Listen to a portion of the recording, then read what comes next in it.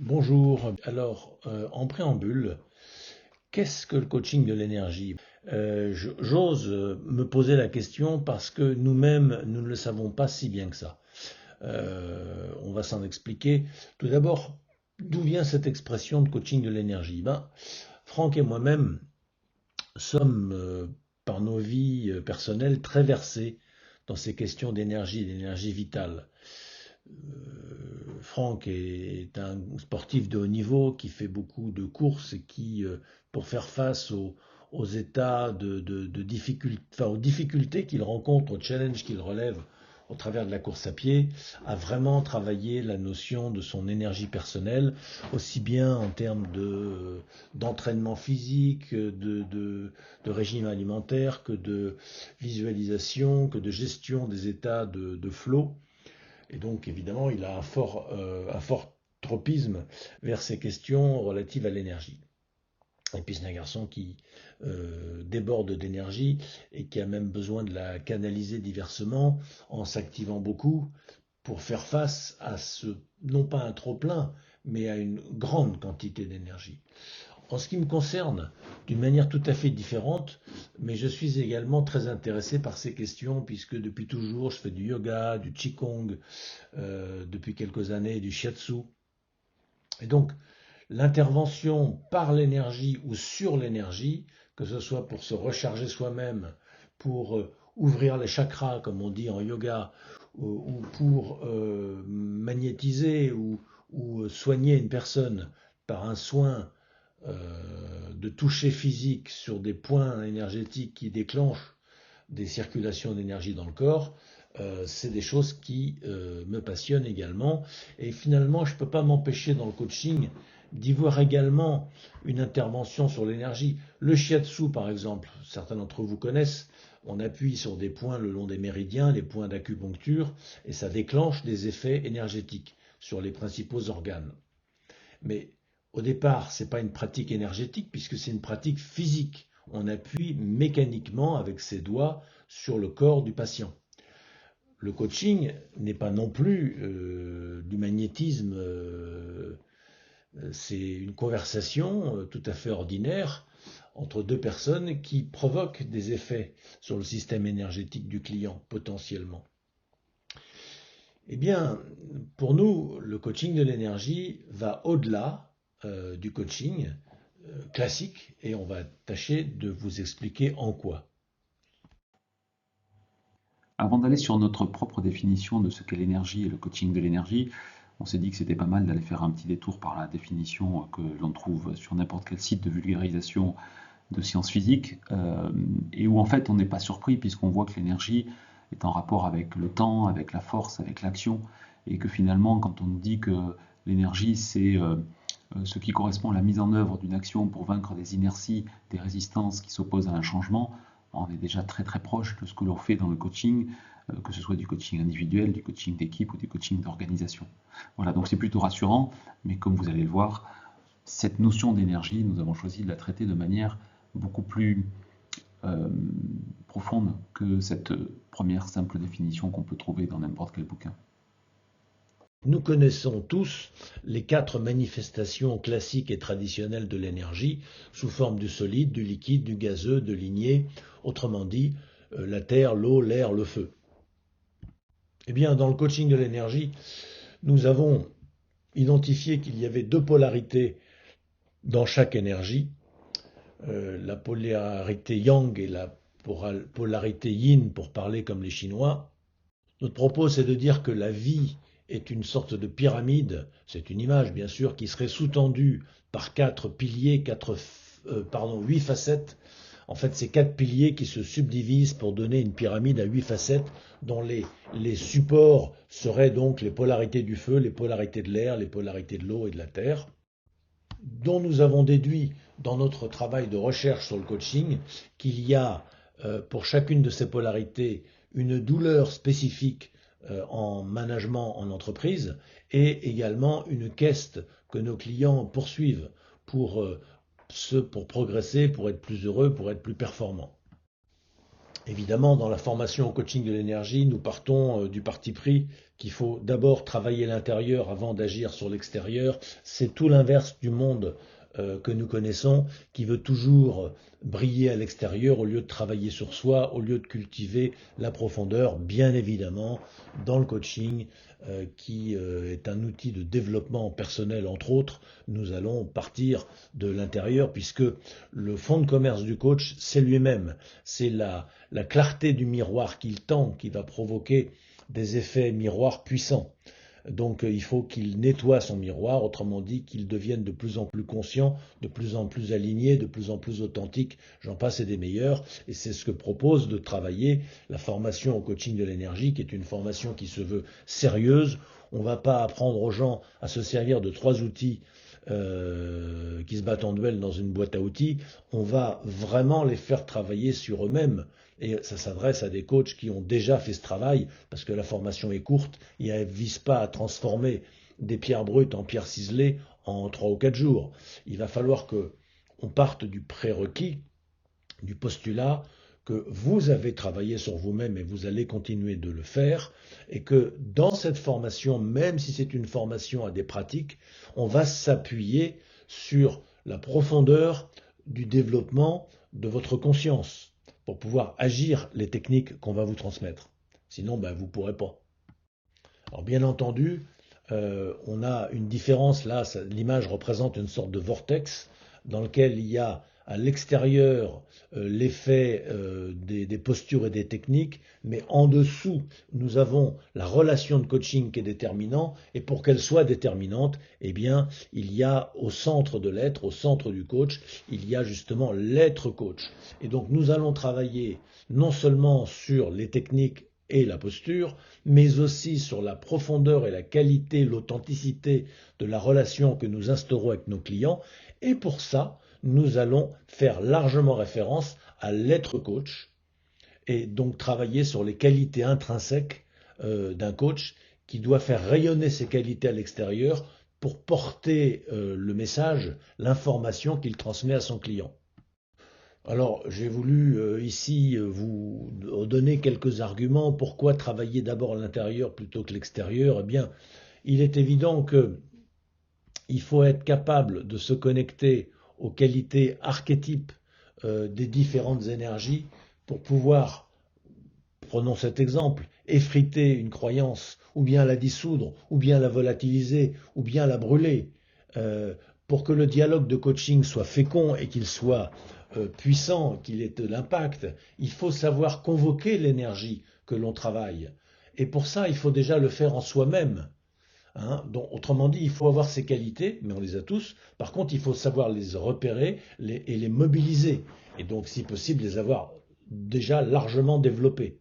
Donc, le travail du coaching de l'énergie est le travail de toute une vie, puisque nous sommes alignés avec les énergies que nous évoquons de façon à pouvoir bien les convoquer et les faire vibrer dans la relation afin que ça impacte le client qui du coup va vraiment bouger les lignes et pas simplement croire qu'il a eu une bonne conversation avec un coach, qu'il a 3 idées nouvelles et qu'il va pouvoir changer sa vie avec ça. Ce n'est pas vrai, on le sait très bien.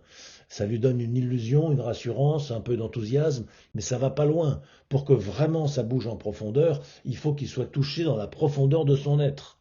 Et pour ça, il faut que le coach soit rodé à l'exercice de descendre dans sa propre profondeur. Alors oui, on ne va pas en faire le détail ici, le commentaire, mais il va falloir que le coach développe les 8 qualités archétypes de l'être coach qui sont indiquées là, que je ne vais pas commenter.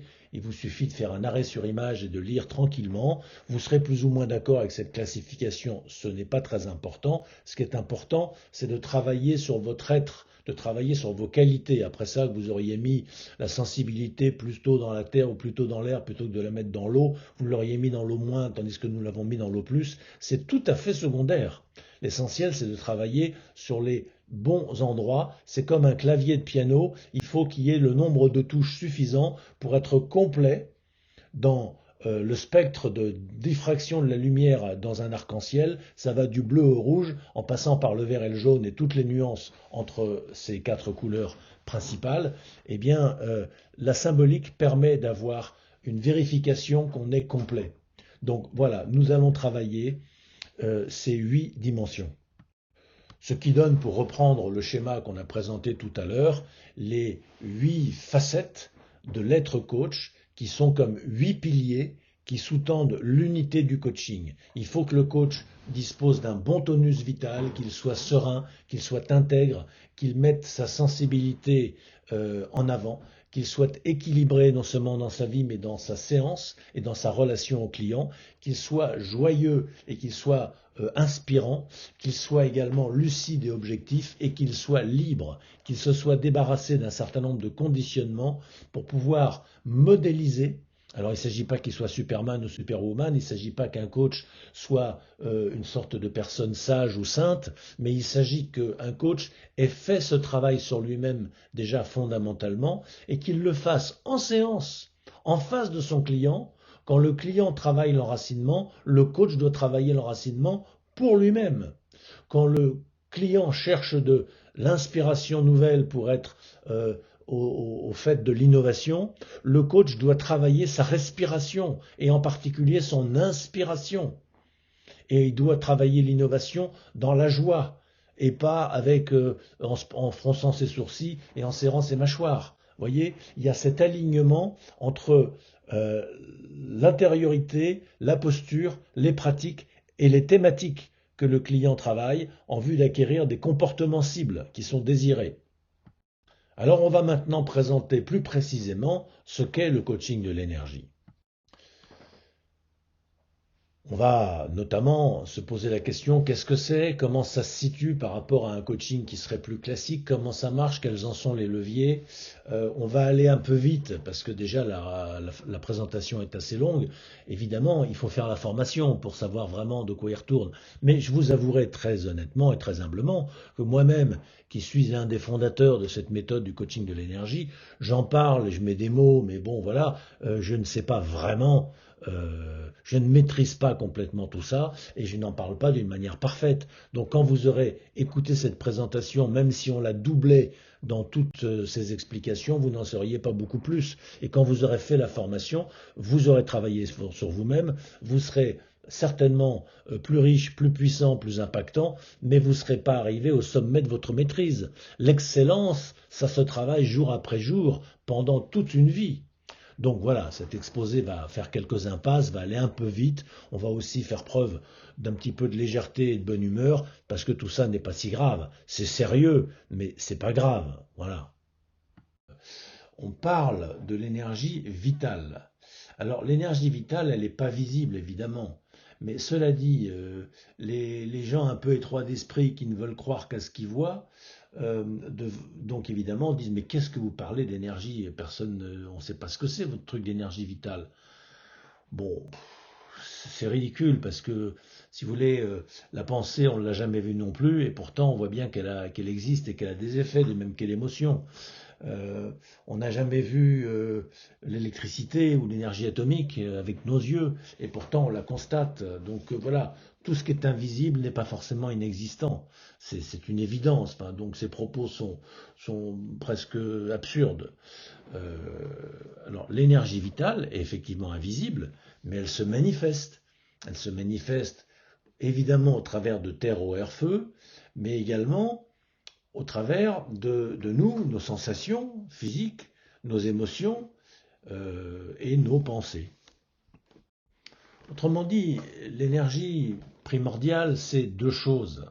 C'est à la fois ce qui se manifeste dans le champ de la conscience, donc le solide, le liquide, le gazeux, ligné que l'on perçoit au travers de nos perceptions corps, âme, esprit, je veux dire sensations, émotions et pensées, mais également la conscience qui reçoit ces objets, entre guillemets objets, hein, le sujet qui reçoit ces objets dans la conscience qu'il est en quelque sorte. De quoi est-elle faite cette conscience? De quoi voulez-vous qu'elle soit faite? Si ce n'est de l'énergie elle-même, de cette vitalité. Tout ça, ce sont des manifestations de la vie qu'il y ait des choses qui se passent en moi et autour de moi, il y a un moi qui en prend conscience, et ce moi, il est fait d'énergie vitale, tout autant. Alors, c'est l'image de cette roue dont le centre ne bouge pas, il est fixe, et puis les rayons, c'est-à-dire les phénomènes, sont mobiles autour du centre. En l'occurrence, une image plus juste serait que le point fixe, c'est l'espace qui contient les objets mobiles à l'intérieur de lui. Donc c'est l'image inverse de la roue dont le centre est fixe et le tour est mobile. Dans la réalité, je pense que c'est une image meilleure, serait que l'espace de la conscience qui est tout autour, qui est vaste, est immobile, et il reçoit tous les événements, tous les objets, comme des mobiles au sein de son fixe. Voilà. Mais de toute façon, le centre et le pourtour, quel que soit ce qu'on attribue comme fonction au centre et au pourtour, qu'on dise que le centre fixe de la roue, c'est la conscience, ou qu'on dise au contraire que le pourtour de l'espace, c'est la conscience, ou que la texture de l'espace dans lequel surviennent les événements, de l'espace de la conscience, ces événements sont faits de la conscience qui les reçoit, et la conscience qui les reçoit, elle est constituée de l'énergie vitale dont sont faits ces objets. Donc on peut dire que les deux sont en interdépendance systémique. Les deux font système. Je vous laisse réfléchir à ça. Alors bon, le coaching classique, on sait ici ce que c'est censé être, en tout cas on a une sorte de définition, ça consisterait à aider un individu, que ce soit une personne, une équipe ou une organisation, à mettre en œuvre des actions qui vont obtenir des résultats correspondant à ses ambitions. Pour ça, ce système client doit trouver des solutions adéquates qui nécessite qu'il ouvre son cadre de référence à de nouvelles perspectives afin de libérer sa créativité. Et enfin, il va donc trouver des chemins vers les résultats qu'il vise. Mais ça suppose qu'il s'ouvre à de nouvelles perspectives, comme on vient de le dire, et donc qu'il augmente son cadre de référence, qu'il accepte de l'ouvrir à de la nouveauté. Voilà, pour ça, il faut qu'il voie ses limites et qu'il accepte de les dépasser. Et pour obtenir ça, vous le savez très bien, il faut que pour qu'un client accepte de remettre en question le cadre qui le constitue, eh bien, il faut qu'il donne sa confiance à un tiers, à un accompagnateur. Et pour ça, l'accompagnateur doit gagner cette confiance, il doit construire cette confiance. Il la construit, au travers d'un contrat qui doit être clair et pertinent, et ça va provoquer de l'alliance relationnelle forte. Alors rappelons ce qu'est un contrat de coaching.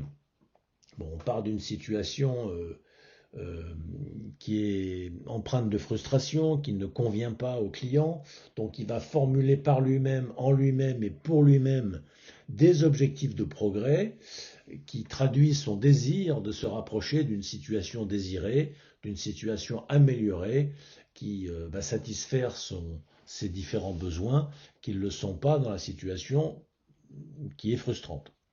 Donc ces objectifs vont faire l'objet d'un contrat de coaching qui va matérialiser l'alliance de travail entre les deux compères, les deux partenaires, le client et le coach. Le terme d'alliance de travail est fort, mais oui, mais c'est véritablement une alliance. Et puis c'est du travail dont il s'agit. Donc le terme est fort, mais il est juste. Alors les deux partenaires vont imaginer des solutions que le client va pouvoir mettre en œuvre au travers d'actions dont au fur et à mesure du coaching, on pourra mesurer les effets, les résultats, ajuster le tir jusqu'à parfaite réussite. À ce titre, il est évident que le coaching est au service des ambitions du client. Il est donc centré sur l'opérationnel, ce n'est pas des psychopapouilles un peu abstraites, c'est quelque chose de très concret. Bien sûr, quand on parle d'opérationnel, on veut opposer l'opérationnalité à la théorie. Mais pour autant, c'est pas pour l'opposer à la dimension stratégique, qui, dans ce contexte, fait partie de l'opérationnel. Mais je tiens à le préciser parce qu'il ne faudrait pas que des esprits chagrins disent ah oui, le coaching est trop opérationnel, n'intègre pas la dimension stratégique. Bien sûr que si. Là, de même que le travail sur les émotions et le travail sur l'énergie, on va en parler, sont inclus dans la démarche de coaching réellement puissante. Mais c'est toujours centré sur des choses concrètes, sur la dimension opérationnelle, pragmatique de la vie. Voilà, et vous le savez, l'accompagnement de coaching passe par 4 phases. Alors elles ne sont pas forcément homogènes, elles ne se font pas forcément dans cet ordre-là systématiquement, mais d'une manière théorique et d'une manière assez logique. D'abord, il y a l'établissement d'un contrat, ensuite il y a l'exploration du cadre de référence afin d'en situer ce qui bloque et pour pouvoir l'ouvrir. Ensuite, il y a l'élaboration de solutions en libérant la créativité pour construire un plan d'action qui sera ensuite mis en œuvre en essayant de ne pas se laisser polluer par toutes sortes de parasitages, dont la pression des enjeux. Bon, ce ne sont que des rappels, vous savez tout ça certainement très bien, mais c'est important rapidement de le rebalayer, parce que maintenant, sur la base de ce coaching classique fondé sur un contrat clair et pertinent, va venir se soucher l'apport du coaching de l'énergie. Alors avant de parler du coaching de l'énergie, comme on l'avait présenté précédemment, il faut placer le coaching puissant, le coaching classique, mais qui est performant, qui est puissant. Qu'est-ce que c'est qu'un coaching puissant? C'est un coaching qui provoque des changements qui sont situés sur un autre niveau logique que le niveau où est posé le problème ou la demande. Autrement dit, pour parler comme Palo Alto, ce sont des changements de type 2. Ce sont des changements qui amènent le client à remettre en question le système de pensée qui crée le problème qui se pose à lui.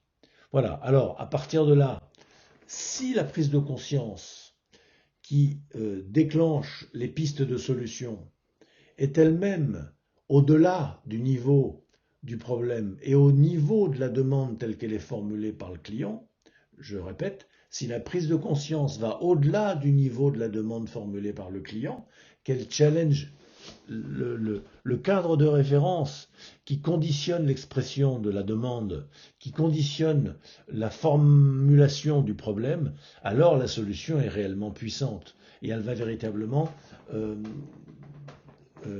sortir du cadre de référence, l'ouvrir et le rendre beaucoup plus fort, beaucoup plus pertinent. Dans le coaching de l'énergie va introduire une dimension supplémentaire à cette démarche de coaching puissant, dans la mesure où elle va faciliter et elle va accélérer ce processus. Elle va même en amplifier la puissance, ça va dépendre des fois, mais comment est-ce que va procéder le coaching de l'énergie? Par une action qui va faire levier, qui va avoir un impact sur l'énergie qui relie le client et le coach. Alors, on va s'en expliquer, mais c'est tout l'objet du travail qu'on se propose dans le club et l'université et dans nos formations, d'apprendre à faire cette chose-là, et on va en dire un mot maintenant. Comme vous le voyez dans ce petit escalier, il y aurait, alors ce qui n'est pas représenté dans cet escalier parce que ça ne nous intéresse pas, c'est le mauvais coaching. C'est les gens qui font n'importe quoi, qui se mettent à discuter sans structure, éventuellement sans talent, mais ça, bon, chacun fait ce qu'il peut, mais en tous les cas, sans structuration, sans méthode, et qui donnent des conseils à tort et à travers. On voit ça, les coachs sportifs, les coachs alimentaires, les coachs en tout ce que vous voulez, c'est pas du coaching. Nous parlons d'un coaching classique en entreprise ou auprès des particuliers, mais qui a été enseigné dans des écoles sérieuses où on a appris aux gens des protocoles, une pratique professionnelle. Et alors, ce coaching classique peut être plus ou moins médiocre, ou bien être effectivement très impactant. On parlera dans ce cas-là d'un coaching classique puissant. Eh bien, nous estimons que le travail sur l'énergie est d'un apport supplémentaire qui est très précieux parce que ça va ajouter une dimension qui augmente l'impact du coaching. Bon, ceci est une autre représentation de ce qu'on vient d'indiquer. Vous avez le coaching classique et puis vous avez le coaching classique puissant, qui est donc un meilleur coaching que le coaching classique, on va dire ordinaire, qui s'appuie donc sur l'impertinence du coach. Et puis si on y ajoute une sorte de rayonnement autour, la dimension supplémentaire de l'énergie va apporter évidemment encore plus d'impact dans la puissance du coaching. Je voudrais d'abord faire un petit rappel à propos de la systémie. On dit, vous savez, qu'un système interagit, non pas interagit, surdétermine par sa logique interne tous les sous-systèmes qui le composent. Alors, par la loi d'homéostasie, c'est-à-dire la loi qui maintient les systèmes en équilibre, les constituants du système sont maintenus en interaction stable les uns avec les autres pour que l'ensemble du système qui les contient soit en équilibre. Alors, autrement dit, les sous-systèmes entrent en résonance les uns avec les autres. Ils s'influencent mutuellement pour obtenir des effets sur l'énergie du système client, évidemment à sa demande, on ne s'amuse pas à faire les choses sournoisement dans le dos du client ou en prenant des initiatives qui sont potentiellement mal à propos. Il ne s'agit pas de ça. Il y a toujours une demande qui est formulée par le client, sinon ce serait on pourrait même dire de la magie noire. Non, c'est avec l'accord du client et on accompagne le travail que fait le client. On ne fait pas un travail sur le client, on fait un travail avec le client. Et donc évidemment à sa demande, c'est lui qui est acteur, c'est lui qui est sujet, c'est lui qui est auteur de son coaching. Aucun client n'a jamais subi aucun coaching. On peut subir une thérapie, on ne peut pas subir un coaching. On est toujours l'auteur, l'acteur, le sujet de son coaching. C'est pour ça qu'on dit que c'est ridicule d'appeler le client le coaché, parce que le coaché est un participe passé. Quand je dis ridicule, c'est exagéré, mais disons que c'est maladroit, parce que ça place le client dans une situation de passif qui reçoit, qui subit un coaching dans lequel l'acteur serait le coach. Et Alain Cardon s'amuse à dire dans ces cas-là, pourquoi ne pourriez-vous pas dire à propos du coach qu'il serait le clienté, car il subirait l'interaction du client. Vous voyez que c'est pas très valorisant de s'appeler le clienté. Pourquoi est-ce qu'on voudrait dévaloriser le client en l'appelant le coaché, c'est-à-dire qu'il subit le coach? Normalement, l'un et l'autre interagissent à parité, et donc il n'y a pas plus le clienté que le coaché, il y a le coach et le client. Alors ça gêne les gens parce que le client, c'est un côté commercial. Mais c'est de la pudibonderie mal placée parce que le coaching, c'est pas de la philanthropie, c'est effectivement une prestation qui est vendue, une prestation professionnelle, comme un plombier vient réparer une fuite. Il ne le fait pas par amitié, par sympathie, il le fait parce qu'on le paye pour le faire. Donc il a un client et il est un artisan prestataire de service, exactement comme un coach. Donc il n'y a aucune raison de dire à propos du client de l'électricien, l'électrifié. Le client de l'électricien, c'est un client, c'est tout. Et bien le client du coach, c'est un client, c'est tout. Voilà. Donc c'est à la demande du client, qui est auteur, acteur et sujet de son coaching, que le coach va donc travailler d'abord sur sa propre énergie pendant la séance. Alors ça, c'est très important de le comprendre, et c'est ce qu'on va travailler pendant cette université. Donc on l'a déjà dit, pour obtenir des effets sur l'énergie du client, évidemment à la demande du client, on ne s'amuse pas à faire des apprentis sorciers, on ne fait pas des imprécations de loin comme un vulgaire sorcier impénitent. Non, le client nous demande de faire un travail et donc on fait ce travail ensemble en séance. Donc, et c'est ce que je disais tout à l'heure, le coach va devoir travailler simultanément sur sa propre énergie, tandis que le client travaille sur son énergie. On ne travaille pas sur l'énergie du client, ça n'a pas de sens. On n'a pas cette arrogance de croire que ce serait possible ou de croire que ce serait bénéfique. On ne se mêle pas de ce qui ne nous regarde pas. On laisse le client complètement responsable de lui-même, on le respecte trop pour ça, et on n'a pas besoin de mettre les doigts dans son nez. Ça lui appartient. C'est à lui de faire son petit ménage et son petit travail sur lui-même. Ce serait injuste et ce serait, malsain de pouvoir s'engager, si c'était possible. Heureusement, ça ne l'est pas. Mais certains s'y emploient malgré tout et se dévitalisent en voulant porter les autres. Mais il n'y a personne à sauver, il n'y a personne à porter. Par contre, on peut s'accompagner avec beaucoup de fraternité et éventuellement du professionnalisme. Et c'est ce que se propose le coaching de l'énergie, d'accompagner des gens qui veulent sincèrement progresser en travaillant sur nous-mêmes, sur notre être coach. Et non seulement prononcer des phrases de communication inspirées des techniques de coaching. C'est ce que j'appelle des coacheries. C'est nécessaire, mais c'est pas suffisant.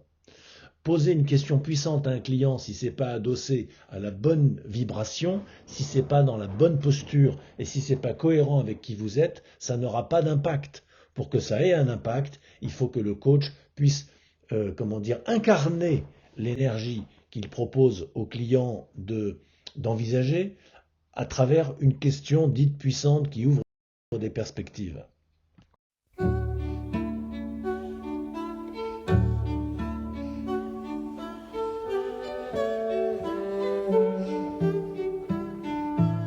Cette expérience élémentaire présente le phénomène de résonance à l'aide de différents pendules simples couplés. Un pendule simple est constitué d'une masse supposée ponctuelle attachée à une extrémité d'un fil de longueur constante et de masse négligeable.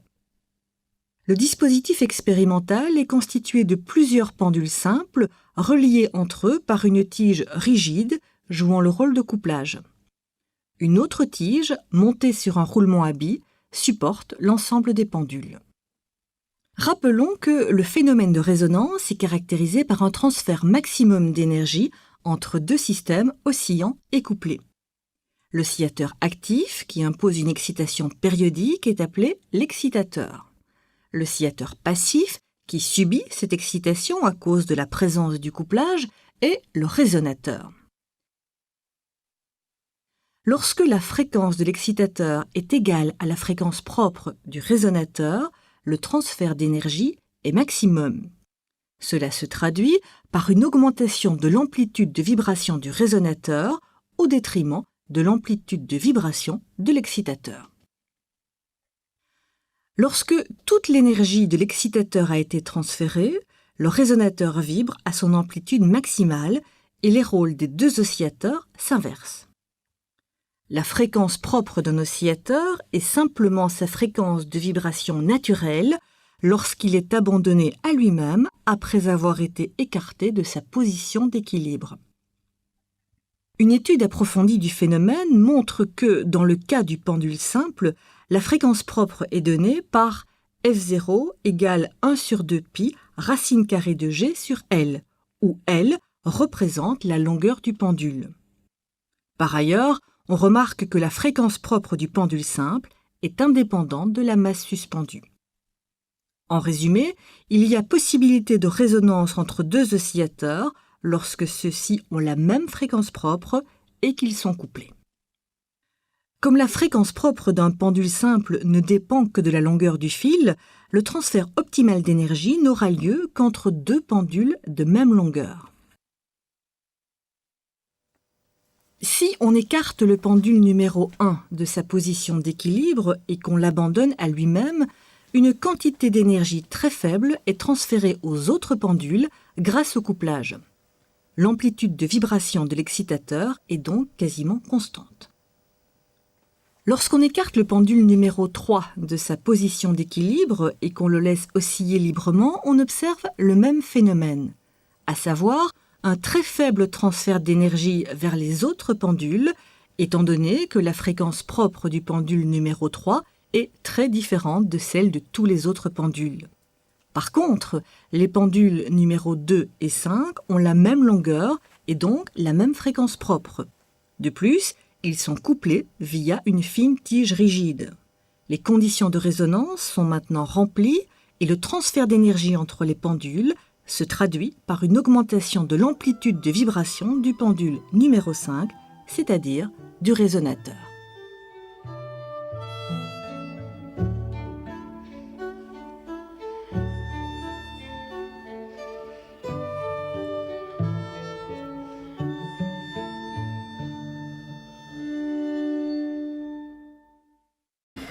À la fin du XIXe siècle, la nécessité de la théorie quantique naît de l'incapacité admise de la physique dite classique à déchiffrer l'infiniment petit, à l'aide en tout cas des outils conférés par l'étude du macroscopique. Alors c'est alors effectivement que l'observation de l'infiniment petit confirme son imperméabilité, notamment effectivement aux théories de l'électromagnétique, effectivement, les modèles de Maxwell, etc.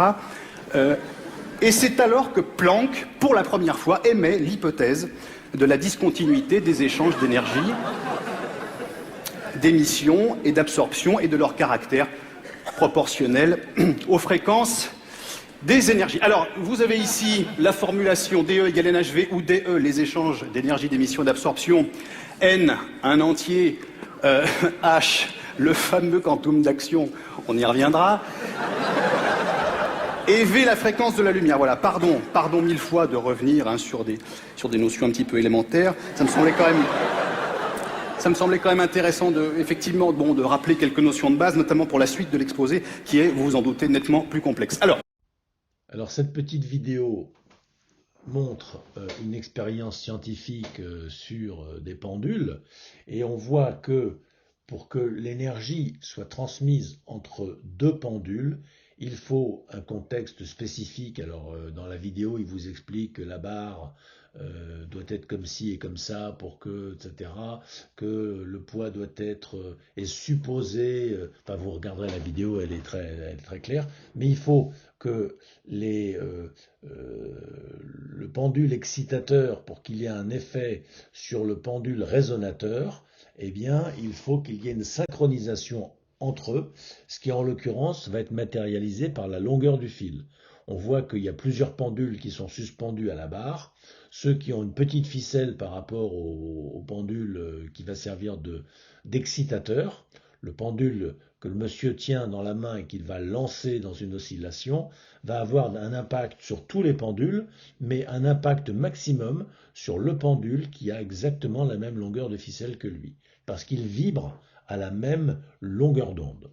Voilà. Et alors, fait amusant, le pendule excitateur va transmettre de son énergie au résonateur, qui lui va en gagner donc, et puis progressivement, il va presque dépasser l'énergie de l'excitateur, et il va devenir à son tour l'excitateur de l'excitateur qui devient résonateur, et donc ils permutent leur rôle quand l'équilibre est dépassé. Dans la relation de coaching, il y a cela. Le coach envoie de l'énergie au client, lequel renvoie de l'énergie au coach. Et alors, soit ils s'épuisent tous les deux quand ils sont mal alignés, mal assortis, pas bien sur la même longueur d'onde, et ils sortent tous les deux fatigués de la séance, soit au contraire, ils arrivent à se mettre en résonance l'un avec l'autre, ils se synchronisent sur un plan... alors il y a plusieurs plans, il y a le plan émotionnel, il y a le plan mental, il y a le plan physiologique. Tout ça, on va appeler ça sur le plan énergétique. S'ils arrivent à rentrer au même diapason, ils vont se renforcer l'énergie l'un l'autre, et le coaching va être bon pour le client et bon pour le coach, qui à la fin de sa journée aura dépensé de l'énergie, mais il se sera également beaucoup rechargé, il se sera beaucoup inspiré, donc il ira se coucher fatigué mais heureux, et finalement, exactement comme, je ne sais pas moi, un paysan qui travaille les champs et qui aime ça, ou qu'un cuisinier qui aime faire de la cuisine, à la fin de la journée, il est fatigué parce qu'il a travaillé, mais il est rechargé parce qu'il fait ce qu'il aime. Alors nous, on travaille avec des êtres humains.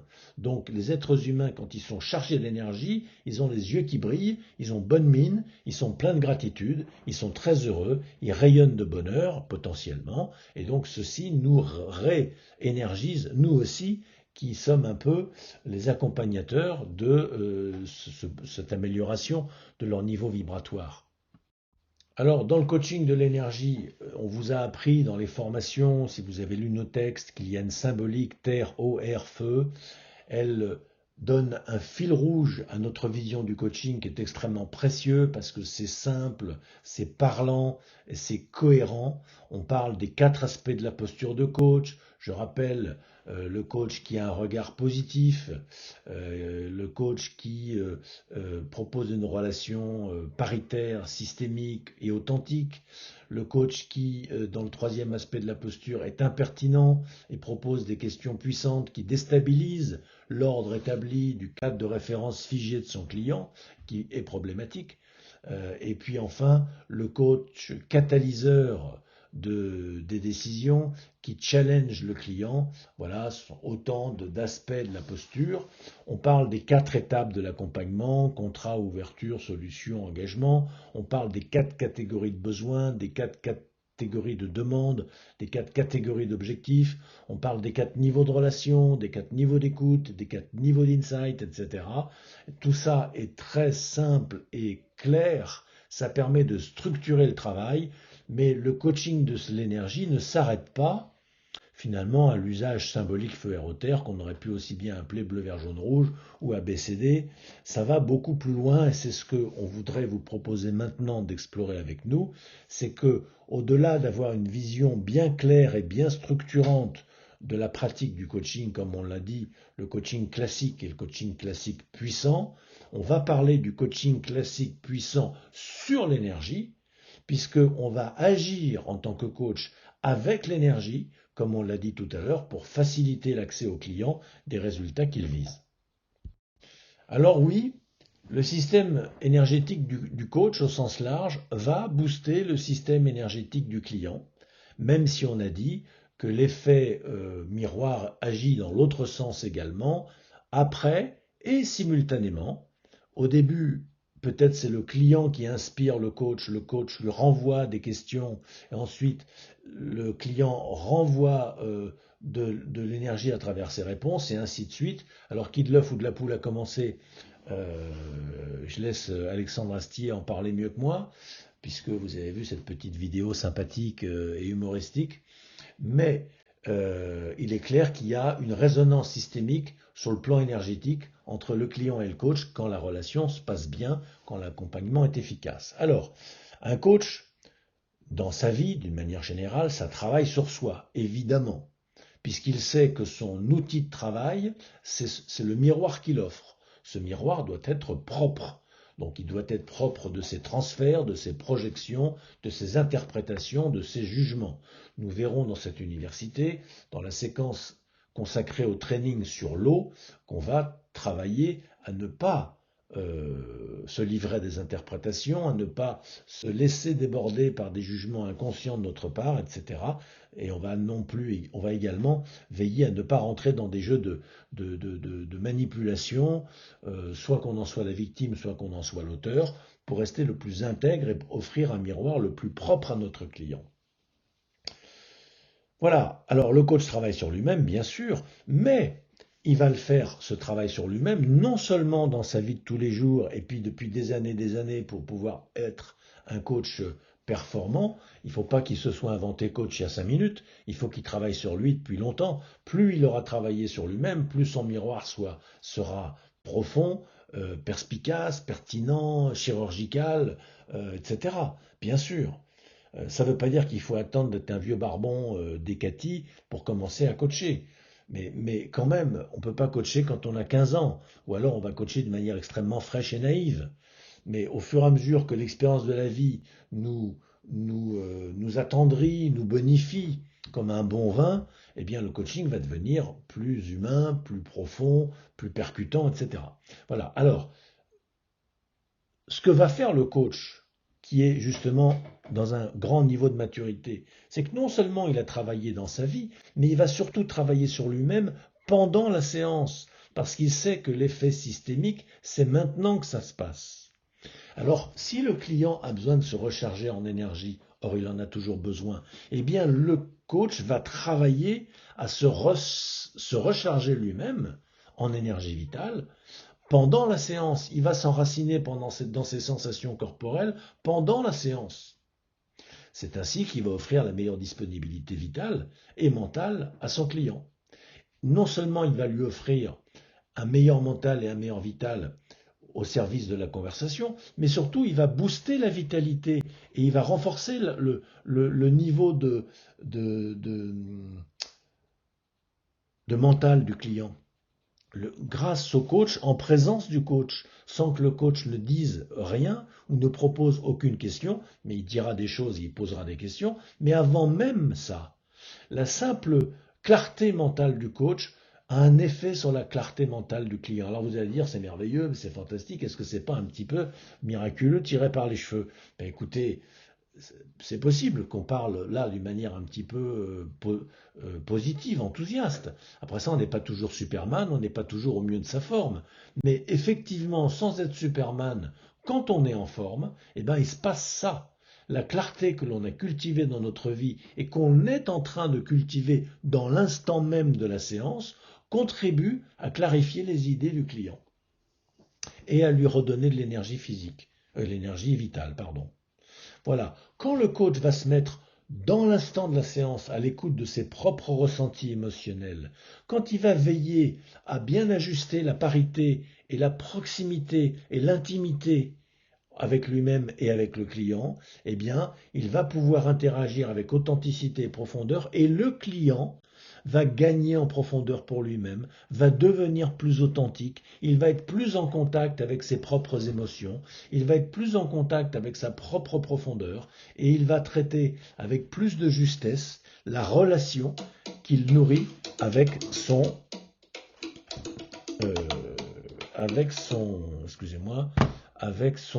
problème. Troisième point, quand le coach accueille, et vous reconnaissez là la dimension de l'air, on a travaillé ce rechargeur vital, c'était la terre, se mettre à l'écoute des ressentis émotionnels, c'est l'eau, et maintenant l'air, accueillir l'espace problème du client, dans un espace de conscience du coach, qui doit être non jugeant, qui doit être non limitant, de telle façon à ce que, étant très vaste, on puisse respirer à l'intérieur. Ça va donner de la respiration au problème. Et le client va enfin pouvoir... Il va pouvoir soupirer d'aise. Il va pouvoir se libérer d'un certain nombre de tensions qu'il portait quand il évoquait son problème. Tout d'un coup, le problème va se desserrer en partie. Et donc, ça va libérer la créativité du client par effet de contamination positive. En ce qui concerne le feu, en se centrant dans l'instant présent, en se concentrant sur l'essentiel et en lâchant prise sur le résultat, le coach va contribuer à permettre au client de se centrer dans l'instant présent au lieu de gamberger au passé et au futur. Il va lui permettre de se concentrer sur l'essentiel au lieu de se disperser sur tout un tas de trucs. Il va lui permettre de terminer les gestes, de voir clairement quel acte il faut poser maintenant, tout en lâchant prise sur les cogitations à propos de qu'est-ce qui va se passer, qu'est-ce qu'ils vont en penser, qu'est-ce qui va m'arriver. On s'en fout, on n'en est pas là. Pour l'instant, si on veut réussir, il faut poser des actes justes et forts en tapant dans la cible, si possible au centre, et ensuite on sait que le résultat viendra par surcroît. Il n'y a pas besoin de se préoccuper du résultat. Voilà. C'est en réalisant cela, pour lui-même et en lui-même, que le coach clairement va provoquer cet écho en résonance chez le client, comme par osmose ai-je écrit, avant même et au-delà même de toute coacherie qui pourrait lui passer par la tête. La conversation de coaching, vous le savez, est en surface de la relation de coaching. Pour reprendre l'image de l'iceberg, il y a 9/10 qui est immergé, et 9/10 c'est la relation. Et 1/10 c'est la conversation. Ce sont les techniques de communication et les pratiques de coaching qui sont assez faibles, qui pèsent assez faiblement dans le résultat qui est obtenu. 9/10 de la puissance du coaching vient de la relation et vient de l'énergie qui est partagée en commun, dans lequel on vibre de concert. Alors en quoi le coaching de l'énergie va-t-il augmenter encore l'impact d'un coaching puissant? Vous le savez, puis vous commencez à être de plus en plus clair là-dessus au fur et à mesure qu'on en parle. Mais il est clair que quand les conditions de réussite énergétiques ne sont pas réunies, le coaching va avoir un effet moindre, on va le démontrer dans un instant, et quand inversement les bonnes dispositions énergétiques induites par la relation avec le coach sont réunies, alors ça va augmenter de manière très significative l'effet recherché par le coaching. Les pratiques de coaching de l'énergie auront de l'effet parce que la posture du coach de l'énergie va prédisposer le client à accueillir les pratiques de coaching favorablement. Alors, nous allons prendre un exemple signé de la Terre. Imaginez qu'un client manque d'élan vital, il manque d'enracinement, eh bien évidemment ces gestes vont manquer de puissance et les résultats de son coaching, même d'un coaching bien mené par le coach et même de bonne intention par le client qui fait de son mieux pour faire les actions qu'il a décidées, eh ben ça manque d'enracinement, donc ça manque de portée, et ça manque d'élan, donc ça manque de jus, il n'y a pas assez de pression dans les tuyaux si vous voulez. Donc évidemment ça va être faible.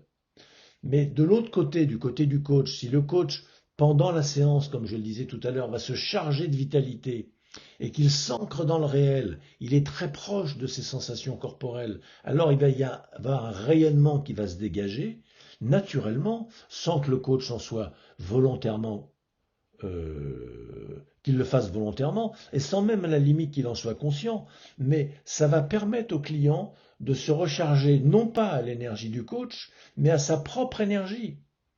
Il va se reconnecter à sa propre centralité, à sa propre essentialité, et il va se charger à l'énergie de la nature sans faire d'effort non plus, et peut-être sans en être conscient. Évidemment, la maîtrise du coaching, ou plutôt la maîtrise dans le coaching, c'est le savoir et le déclencher sur commande pour être capable de produire cet effet-là en soi pour le client qui se recharge comme par magie aux côtés de quelqu'un qui ne se décharge pas pour autant. Ce n'est pas du vampirisme. En fait, on stimule en écho, sans rien faire, les leviers de réussite que l'on mobilise en soi, eh bien, on les stimule chez son client par effet systémique. Bon, je crois que vous commencez à bien comprendre, mais je vais quand même développer un exemple eau, air et feu pour clarifier les choses s'il y en avait encore besoin. Alors, on imagine qu'un client qui serait complètement dans son mental, qui serait coupé de ses émotions, eh bien évidemment, quand il va prendre des décisions, elles ne seront pas incarnées avec la souplesse, avec la nuance, avec le tact, avec le cœur, et donc ça va manquer d'humanité, et ça va être des plans d'action rigides et durs. Et donc ils vont générer en écho systémique dans le système auquel ils s'appliquent, ces décisions, des résistances qui seront aussi dures que les actions qui sont lancées. Si le client est trop enfermé en lui-même, souvent ça va de pair, et dans son mental, il est coupé de la relation, y compris avec le coach, eh bien la conversation de coaching risque d'être un peu à sens unique. Et elle va tourner en rond dans l'espace problème, parce qu'on ne laisse pas suffisamment d'espace au coach, on ne lui donne pas assez de place ou d'importance pour qu'il crée de la valeur auprès du client. Du coup, le client n'accueille pas bien les coacheries, ne reçoit pas bien les pratiques de coaching qui lui sont proposées, et donc elles ont un effet moindre. Alors, si du côté du coach, eh bien, on réussit à établir d'abord une relation en soi-même, avec sa propre authenticité, et on se connecte à sa propre qualité de présence, alors le coach va s'établir dans son cœur, et là, ça va installer un climat qui va rendre le client plus ouvert et réceptif, et évidemment, le coaching va gagner en profondeur et sensibilité. C'est ainsi, en nourrissant sa propre confiance en lui-même, et en nourrissant la confiance qu'il a dans le coaching et dans le client, que le coach va donner confiance au client en lui-même et en les actions qu'il va mener, avant même d'avoir dit quoi que ce soit. Alors venons-en à l'air. Vous imaginez un client serré dans son problème, qui est très contracté, y compris physiquement. Eh bien évidemment, quand vous allez lui poser des questions qui déstabilisent son pauvre cadre de référence auquel il s'agrippe comme il peut, eh bien il ne va pas les accepter, vos questions puissantes. Et donc elles auront très peu d'impact. Et donc ça va vous épuiser parce que vous allez faire des démonstrations de créativité qui vont étourdir le client et lui donner le vertige à la limite, mais il ne va pas s'en saisir. Et donc ces solutions vont rester serrées tout comme lui et elles vont peiner à le faire sortir de l'espace problème. Si votre client n'était pas inspiré, eh bien ces solutions vont reproduire très probablement les mêmes schémas répétitifs qui ont créé le problème dont il souffre. Donc en gros, on tourne en rond dans l'espace problème parce que ça manque d'air. Pour remédier à ça, le coach va d'abord respirer avec le client dans l'espace problème. Il va accueillir l'espace problème dans un espace vaste et ouvert. C'est un espace d'accueil dans le principe où je ne juge pas, je ne dis pas qu'il y a l'imbécilité de se poser ces problèmes-là. Ah là là, c'est pas juste, ah je suis pas d'accord, oh dis donc, je suis pas de son avis ou je partage pas ses valeurs. Je laisse tous ces jugements de côté, toutes ces fermetures de mon propre cœur de côté. Je reste dans l'inspiration, je reste dans la légèreté, je m'ouvre aux différents possibles, et alors là, le souffle de la créativité peut souffler, peut inspirer. Et alors le client, du coup, accueilli dans cet espace vaste et léger, va ressentir de la légèreté et va ressentir de la détente. C'est Shirogyo Suzuki, un maître zen, qui expliquait que si vous enfermez des chevaux dans un enclos trop serré, ils vont ruer dans les brancards, se disputer et être malheureux. Si par contre vous les laissez libres dans un grand champ, eh ben dans le premier quart d'heure, ils courent dans tous les sens, puis ensuite ils se sentent au milieu et ils sont bien calmes. Voilà. Donc si on veut que quelqu'un s'agite beaucoup et se tape la tête contre les murs, il faut l'enfermer dans un espace réduit. Si on veut au contraire qu'il se calme naturellement, il n'y a pas besoin de lui dire de se calmer, il faut lui ouvrir un espace vaste dans lequel il se recentre naturellement, puisque dans la vastitude de l'espace, le centre est partout, au centre comme au pourtour. À la limite, le centre et le pourtour se confondent. Alors ça dessert le problème, ça dessert l'équation du problème. Et quand la question puissante ou toute autre coacherie d'un coach facétieux et impertinent va venir challenger les limites, ben il ne tient plus, il s'accroche plus aux limites. Il n'est pas en train de les consolider, les limites. Elles sont légères, elles aussi. Alors, il accepte de les bouger. Je vous donne un exemple. Vous êtes à fond appuyé sur votre pied gauche. Si je vous demande de lever votre pied gauche, vous ne pouvez pas, il y a tout votre poids dessus. Si par contre je vous demande de déplacer votre poids du corps sur le pied droit, et qu'ensuite je vous demande de lever le pied gauche, c'est très facile, il n'y a aucun problème, parce qu'il n'y a pas de poids dessus. Eh bien c'est la même chose. Le coach va libérer la pesanteur qu'il ressent en lui quand le client expose une situation lourde, et dès lors la situation exposée va s'alléger, et du coup, le client va pouvoir faire bouger des paramètres que sinon, un peu comme le pied gauche tout à l'heure, il ne pouvait pas bouger parce qu'il mettait tout son poids dessus. J'espère que malgré la maladresse de ces images, ça vous parle et que vous commencez à comprendre ce que c'est que le coaching de l'énergie. Un exemple de feu maintenant. Un client qui n'est pas suffisamment engagé dans son désir de solution. Donc le contrat de coaching qu'on va faire dans la Terre ne va pas mobiliser suffisamment intensément son élan vital, son énergie, ses ressources. Donc par manque de feu, on va manquer de terre. Alors le client, si en plus il reste dans le contrôle, il est stressé, il est anxieux, il ne veut pas lâcher prise, du coup, même s'il s'engage avec intensité, ça ne produira pas les résultats en rupture quantique avec sa situation précédente, parce que il ne va pas changer de niveau logique. Il ne va pas être dans l'instant présent, capable d'aligner en quelque sorte ses chakras ou d'aligner les planètes pour passer dans une sorte d'autre dimension de la situation. Alors il va rester confiné dans son truc, il va tourner en rond avec son petit vélo, dans sa petite tête, et puis il va faire des petites actions qui restent confinées dans le problème, des petits changements de type 1. Typiquement, le changement de type 2, c'est le feu qui les accomplit. Comment va-t-il les accomplir? Mais en se centrant dans l'instant présent, au lieu de gamberger à l'instant d'après, de trop anticiper ou de trop fermenter sur l'instant d'avant. Il ne s'agit pas d'interpréter, de réfléchir et tout ça. Il faut se concentrer sur l'essentiel. Et à partir de là, donner sa confiance, lâcher prise sur tout le fatras mental et émotionnel et agissant avec toute l'énergie vitale disponible, se concentrant dans l'action, il n'y a plus d'espace pour les états d'âme parasites et il y a de fortes chances, de fortes probabilités que l'action débouche sur des résultats positifs. Mais de toute façon, que les résultats soient X, Y ou Z, on s'en fiche parce que l'enjeu n'était pas d'obtenir un résultat, l'enjeu était de produire une action juste et puissante. Alors, une fois qu'elle est délivrée, nous sommes délivrés d'elle, nous sommes délivrés de la fantaisie ou du fantasme du résultat. Le résultat est ce qu'il est, ça n'a plus d'importance, puisque il suffit d'y réagir, toujours dans l'instant présent, en mobilisant notre énergie pour interagir avec la situation, sans se soucier le moins du monde du résultat. Alors, comme on l'a vu dans l'expérience avec les pendules, on va plaisanter un petit peu, si vous permettez, si le coach représente l'excitateur et qui veut obtenir un effet sur le client qu'on appellera le résonateur dans l'expérience scientifique, il faut qu'ils se couplent. Alors de là à dire qu'ils doivent s'accoupler, bon, c'est pour plaisanter, hein, bien sûr. Hein. Mais donc il faut que le coach s'ajuste à la longueur du fil du client.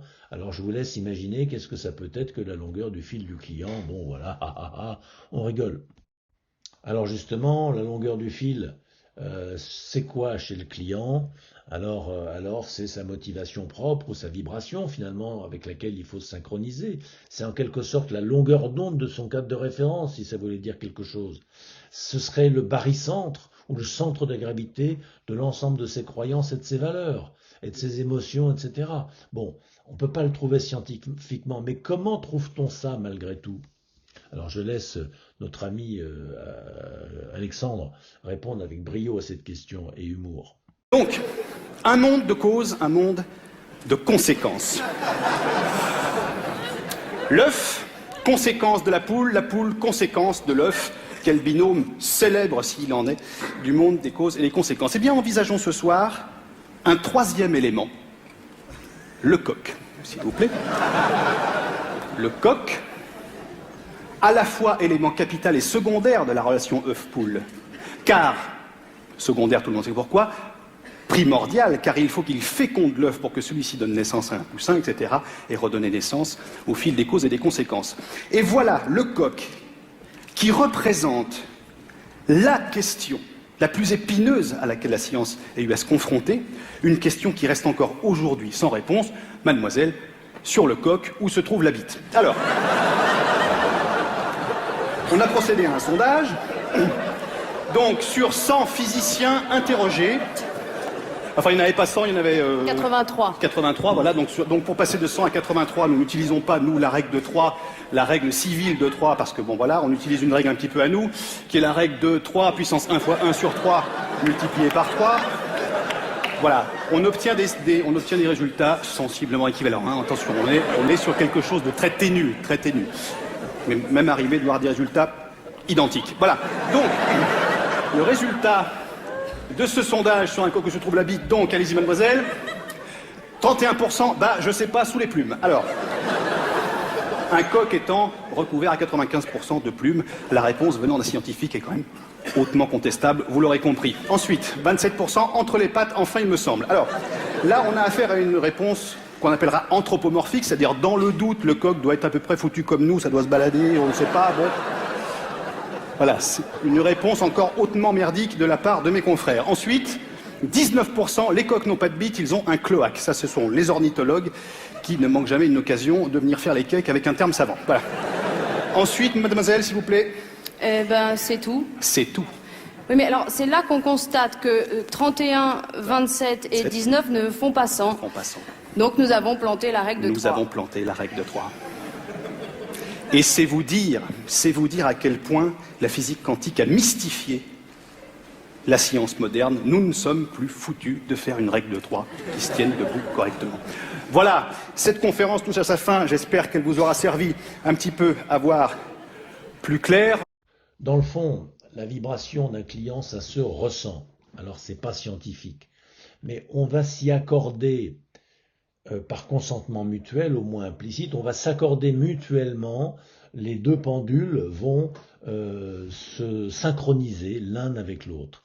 Alors, déjà, avoir compris que c'est ça le ressort majeur du coaching, c'est déjà un point d'appui fondamental, parce que en le sachant, ça va vous permettre de mieux mobiliser vos instincts et vos intuitions, au lieu de tâtonner dans le noir. Ça va vous permettre de focaliser votre attention, plutôt que d'être à 360 degrés, tenter des trucs en empirique qui fait n'importe quoi et qui espère que, comme je sais pas, un jongleur qui lancerait toutes les quilles en l'air et puis qui essaierait de les rattraper comme il peut, mais évidemment il va s'en prendre une par terre et une sur la gueule, ça va pas être long, parce que il faut de la structure, il faut savoir quoi regarder, il faut savoir quoi faire, il faut savoir sur quels effets on peut compter. Alors si vous le savez, vous êtes beaucoup mieux armé qu'un coach qui ne le sait pas. Voilà, la simple intention de se synchroniser avec la vibration racine, la vibration clé du client, c'est déjà une forme d'accueil, c'est déjà une mobilisation de vos énergies. La respiration va pouvoir vous aider à vous synchroniser, bien sûr, hein. Et puis, si vous ouvrez votre corps, votre cœur, si vous vous ouvrez à votre vulnérabilité, vous allez devenir une corde sensible qui va capter énormément de choses. Et vraiment, c'est ça qui va donner la pertinence et l'intelligence. On dit des fois, mais comment tu as pensé à... On peut dire à un grand coach, ah, comment tu as pensé à cette question puissante? Mais il n'y a pas pensé. Elle est venue. Et comment est-ce qu'elle est venue? Par résonance systémique. Et comment a été établie cette résonance systémique? Mais par l'ouverture du cœur. Mais comment a-t-elle été rendue possible, cette ouverture du cœur? Mais par l'enracinement dans les sensations corporelles. Et cet enracinement a permis le rayonnement énergétique vital. Et ça a permis, en boostant l'énergie des deux protagonistes, d'arriver à ce point de focalisation qui permet de trouver où ça se situe le nœud du problème. Voilà. Alors encore une petit complément d'apport. On vous a parlé dans nos formations, dans les webinaires, qu'une clé ceinture noire dans le coaching, c'était d'incarner le comportement cible. Bon, c'est véritablement une grande clé systémique. C'est vrai, c'est vrai. Mais, il y a un mais, et on va l'aborder maintenant.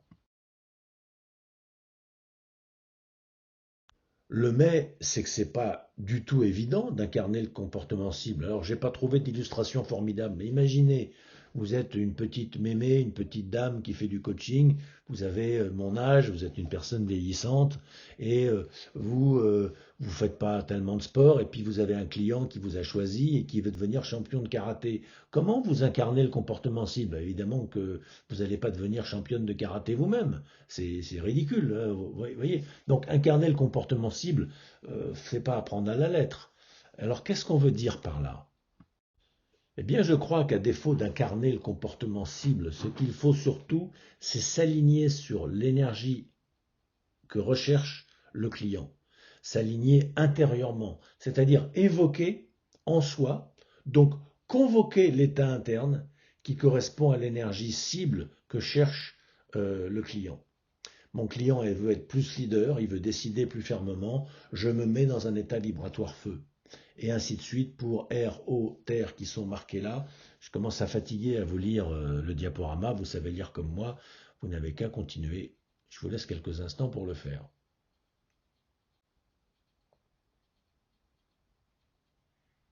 Il est évident que c'est en évoquant cette énergie, pour ça il faut être familier, pour ça il faut la comprendre, il faut l'étudier, il faut regarder le feu, il faut regarder l'eau, il faut sentir l'air, il faut toucher la terre, il faut s'appuyer sur la terre, il faut vraiment pratiquer dans la nature avec les énergies pour sentir tout ça. Parce qu'ensuite quand vous revenez dans un bureau de coaching dans une ville, eh bien vous allez savoir visualiser, évoquer ces puissances et les mobiliser en vous parce que vous avez la présence de ces quatre énergies dans votre propre corps, et au-delà de ça, dans votre champ de conscience, vous allez pouvoir évoquer, tel un mage, ces forces pour les mettre à contribution dans la relation de coaching.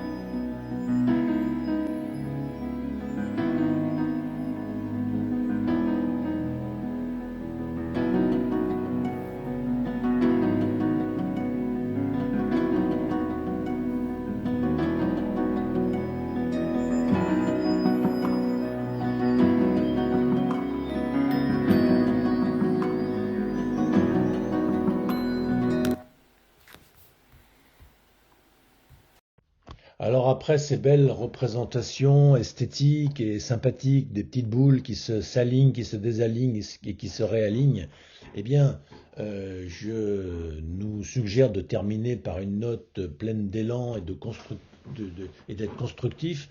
Soyons de vrais coachs de l'énergie, soyons nous-mêmes en pleine forme, soyons authentiquement en relation, et c'est pas évident d'être en relation. C'est pas parce que vous avez la parole facile ou que vous n'êtes pas timide ou que vous êtes extraverti que vous entrez authentiquement en relation. La plupart des gens communiquent sans relationner.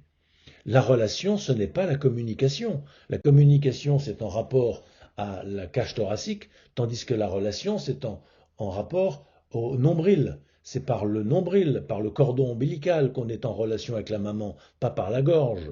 Eh bien, vous pouvez avoir une excellente relation avec quelqu'un et pour autant une très mauvaise communication parce que vous vous parlez mal. Et puis, vous pouvez aussi avoir une très bonne communication, avoir un discours très policé et pourtant avoir profondément du mépris les uns pour les autres. Donc voilà, la communication et la relation sont deux choses différentes. Entrer en authentique relation, c'est ne pas avoir peur de l'intimité, c'est être capable de descendre dans la profondeur, et ce, sans aucune confusion, ni tentative fusionnelle. Donc ça s'apprend, mais c'est merveilleux, la relation, il n'y a rien de plus beau au monde. L'être humain est merveilleux. Alors c'est pour ça que quand on l'aime vraiment, on n'a pas tellement envie de perdre du temps en small talks et en petites conversations dérisoires ou en grandes diatribes intello sur pour ou contre ceci dans l'actualité ou je sais pas quoi. Personnellement, je n'aime pas les conversations. À part la conversation de coaching parce que le client est vraiment motivé pour faire un travail et là pour obtenir ce qu'il désire, il va accepter d'entrer en relation. Et moi, c'est mon métier de faire ça. Donc je le fais en spéléologue, je descends profondément en moi-même et dans la relation, dans lequel je m'investis complètement, on va dire par amour, même si, une fois la séance terminée, j'ai pas du tout envie d'aller boire un verre et de commencer à discuter des imbécilités, de qu'est-ce qu'on a vu à la télé, ou du match de foot, ou de l'actualité, ou de ce genre de choses. Ceci ne m'intéresse pas. Est-ce que les gens ont fait un voyage? Est-ce qu'ils ont pris des jolies photos au Vietnam? Est-ce que leurs enfants jouent à un sport ou font de la musique? Eh ben, tant mieux pour eux. Moi aussi, j'ai des enfants, moi aussi, je fais des voyages, mais j'ai pas besoin d'en parler. Parce que le temps de la séance est tellement intense qu'après, c'est fini. Et personnellement, je préfère vivre dans l'intensité que de me répandre en superficialité. Après ça, chacun fait comme il veut. Et je critique pas les gens qui ont le sens de la relation, on va dire facile et superficielle. Je les envie même. Là, je vous parle un peu de moi par sympathie, mais je suis un peu un sociopathe, comme disait Sherlock Holmes, là, ou Sherlock Holmes, un sociopathe de haut niveau. Quelqu'un qui n'aime pas tellement les relations avec autrui parce qu'elles sont frustrantes. Pour autant, dans le cadre du coaching, je trouve le moyen d'avoir des relations non frustrantes et vraiment authentiques. Donc j'insiste sur cette énergie de l'eau, parce que le coaching est un métier fondamentalement marqué par l'énergie de l'eau. Alors certes, c'est une démarche contractuelle, relationnelle, inspirante et centrée sur les résultats, mais le clou du spectacle, c'est là que tout se joue, c'est dans l'eau. Quand l'eau est bonne, on va pouvoir ouvrir le cadre de référence du client par des questions puissantes qui vont provoquer de l'insight. Et c'est l'insight qui va déclencher une action mue par le désir et la vision bien focalisée. Voilà, donc il faut qu'on soit, pour terminer le petit schéma, joyeux et rayonnant, qu'on soit lucide et surtout focalisé sur l'essentiel. Il ne faut pas se disperser dans nos métiers et dans la pratique de la séance. Il faut trouver où se trouve l'essentiel pour le client et ne pas le lâcher à cet endroit-là. Voilà les amis. Merci à toi Paul pour cet exposé qui résume assez bien ce qu'est et ce que n'est pas le coaching de l'énergie. Bien, écoutez, si vous avez apprécié, si vous sentez que vous vibrez vous-même pour cette approche énergétique, n'hésitez pas. Nous proposons avec Paul un programme de 4 jours de perfectionnement à la posture de coach en lien avec le coaching de l'énergie. Il vous suffit d'aller sur notre site énergie-training ou de scanner le QR code qui est sur cette dernière diapositive. Voilà, écoutez, nous espérons vous retrouver, cette fois-ci pas pour en parler, mais pour l'expérimenter avec nous dans ces 4 journées un peu décalées par rapport à ce qu'on peut apprendre de manière traditionnelle dans le coaching. À très bientôt.